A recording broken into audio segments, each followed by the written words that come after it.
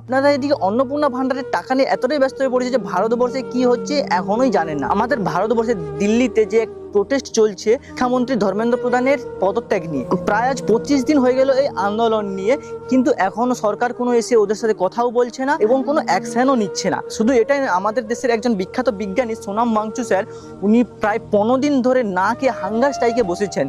সরকার ওনার সাথে এসে কোনো কথাও বলছেন, উনি রীতিমতো খুব দুর্বল হয়ে পড়েছেন এবং ওনার কন্ডিশন খুবই খারাপ হয়ে গেছে। সোনাম ওয়াংচু স্যার এই যে হাঙ্গার স্ট্রাইকটা করছে, এটা উনি কিন্তু নিজের জন্য করছেন না, আমাদের মতো জেনজিদের জন্য করছে, যারা সরকারি চাকরির জন্য এক্সাম দেয় এবং পরীক্ষার পেপার লিক হয়ে যায়। সেই পরীক্ষার পেপার যাতে লিক না হয় সেই জন্য এই হাঙ্গার স্ট্রাইক। এটা শুরু হয়েছে কিন্তু নিট পেপার লিক থেকে। নিট পেপার লিকের কারণে কিন্তু প্রায় 12-13 জন স্টুডেন্ট সুসাইড করেছে। এই সুসাইড যাতে আর না হয়, মানুষকে যাতে আর কোনো স্টুডেন্টকে যাতে না কষ্ট পেতে হয়, সেই কারণে কিন্তু এই হাঙ্গার স্ট্রাইকে উনি বসেছেন। আমাদের মতো জেনজিদের জন্য উনি আজ নিজের জীবন নিয়ে ছেলে খেলা করতেছে, উনি আজ জীবন দিতে চলেছেন, কিন্তু সরকার কোনো পদক্ষেপ নিচ্ছে না, না ধর্মেন্দ্র প্রধানের কোনো পদত্যাগ নেবে।